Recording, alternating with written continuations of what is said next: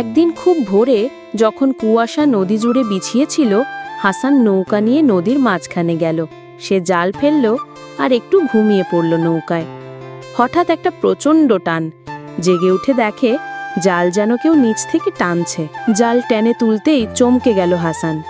জালে ধরা পড়েছে এক বড় মাটির কলস, আর সেই কলসের মুখ সিল করা। জেলে ভেবেছে হয়তো পুরনো কালের কিছু।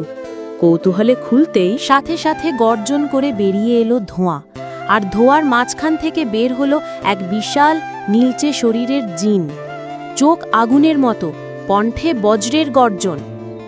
হাসান, তুমি আমাকে মুক্ত করেছ। আমি ছিলাম এই কলসে বন্দি 1000 বছর ধরে। এখন আমি তোমার ঋণ শোধ করব। চাও, যা চাও। হাসান হতবাক। এতদিন যা শুধু গল্পে শুনেছে তা আজ চোখের সামনে। সে ভেবে বলল, আমার জীবন খুব কঠিন। আমি শুধু চাই শান্তি, ভালো থাকা আর সবার জন্য কিছু ভালো করতে। আমি তোমাকে এমন এক শক্তি দেব যাতে তুমি অন্যের দুঃখ দূর করতে পারো। জিন তাকে দিল এক জাদুকরি জাল। সে জাল ফেলা মাত্রই শুধু মাছ নয়, নদীর নিচে যা কিছু ভালো তা উঠে আসবে।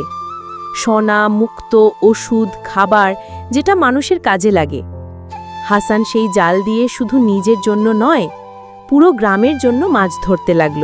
ক্ষুধার্ত শিশুরা হাসল, বৃদ্ধেরা ওষুধ পেল, আর নদীটা আবার আশীর্বাদ হয়ে উঠল। শেষ রাতের গল্প এখন শুরু। সাবস্ক্রাইব করে পাশে থাকুন। মিস করলে পরে আফসোস করবেন।